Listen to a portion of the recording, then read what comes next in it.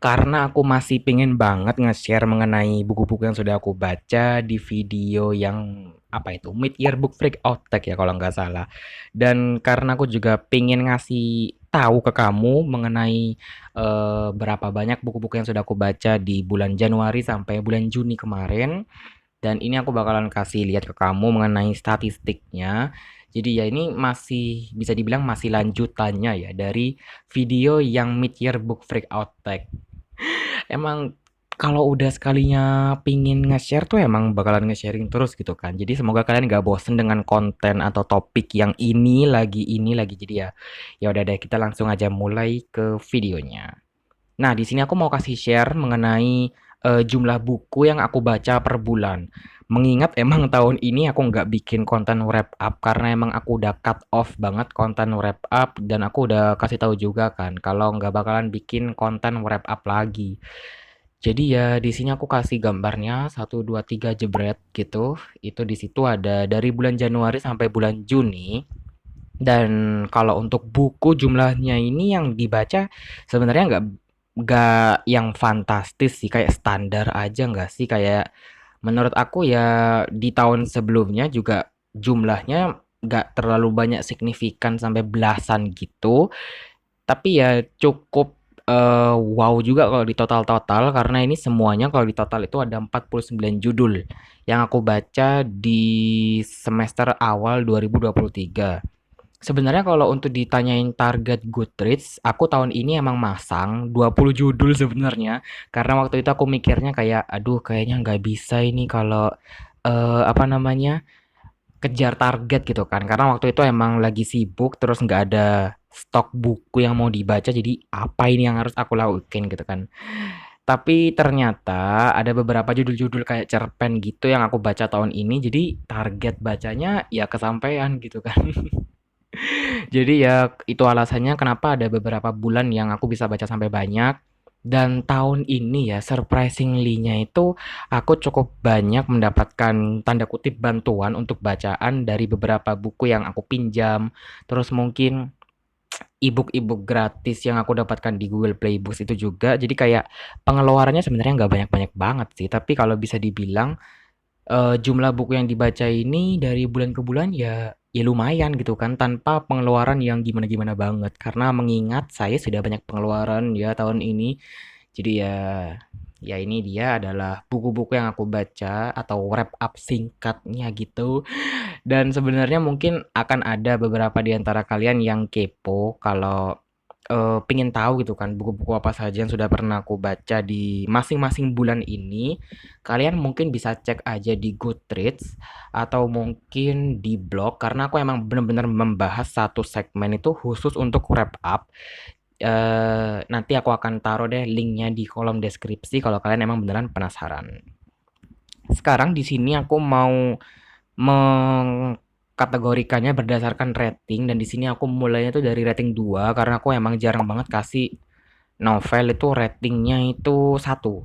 Jadi di sini dari rating 2 sampai rating 5 itu cukup apa ya bisa dibilang gak yang wow-wow banget tapi yang bikin aku kaget itu adalah rating 5-nya karena rating 5-nya ini sudah menandingi yang rating 3 bahkan lebih banyak daripada yang rating 3. Emang ada banyak banget judul buku yang aku baca di tahun ini yang ratingnya tuh bintang 5 bahkan Mr. Namelessness salah satu seri komik yang aku juga pinjam dari perpustakaan sekolah itu kan ada 5 buku dan lima-limanya itu aku kasih rating 5 jadi kayak 5 judul baru aku kasih rating 5 karena emang sebagus itu sih dan banyak banget juga buku-buku yang aku kasih rating 5 di tahun ini ada novel, ada komik dan buku non fiksi juga. Jadi kayak apa ya variasinya itu loh ada banyak. Jadi nggak itu aja gitu kan.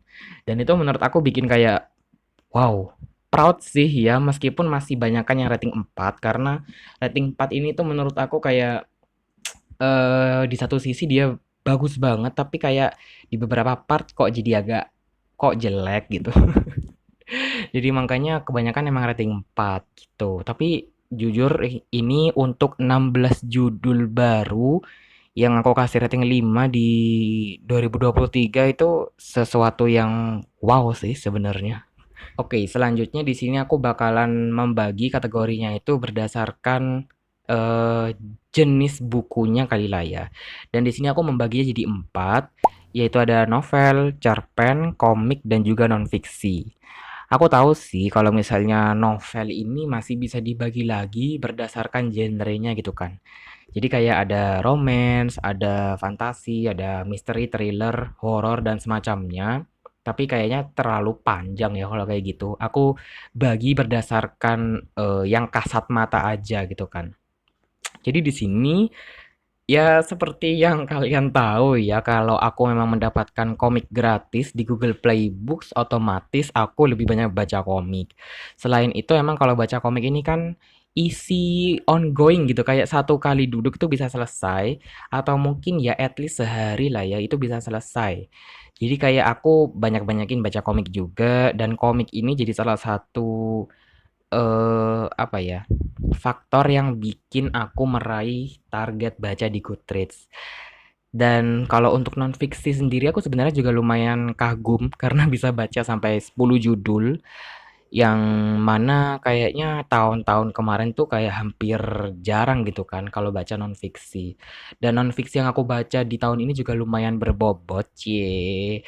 Intinya kayak apa ya, tema-tema yang nggak pernah aku explore tiba-tiba aku baca gitu kan. Bahkan ada satu buku non-fiksi yang ngebahas tentang kayak sejarah asal muasal evolusi manusia, terus kemudian ada evolusi suatu benua juga yang benar-benar bikin aku kayak tapi akhirnya selesai juga kan. Jadi kayak semacam ada penghargaan tidak terlihat untuk buat aku pribadi. Dan ya kalau novel santai aja sih, sederhana aja, nggak terlalu banyak yang muluk-muluk juga, tetap baca dan ya genrenya aku masih variasi juga. Selanjutnya di sini aku mau mengkategorikannya berdasarkan penulis, dan di sini aku bagi jadi penulis Indonesia dan juga penulis dari luar negeri. Dan kalau untuk penulis luar negeri ini banyak sih ya, cuman karena aku minim riset dan nggak terlalu banyak apa ya istilahnya tuh, ya udah deh kita ambil yang benar-benar kasat mata aja. Jadi emang masih banyakkan penulis luar sih ya, terutama karena again aku membaca komiknya itu banyak banget. Jadi ya penulis luarnya ini mostly adalah dari penulis atau mangaka. Apa sih? Ilustrator ya atau ya intinya penulis komiknya gitulah ya. Itu kebanyakan sih emang dari itu. Terus kalau untuk novel-novel luar negeri, sebenarnya kalau untuk penulis luar tuh juga aku baca, tapi versi novelnya tuh versi bahasa Indonesia gitu ya maksudnya ya. Ya bener sih novelnya bahasa Indonesia, tapi penulisnya kan orang luar, jadi ya itu kehitung orang luar.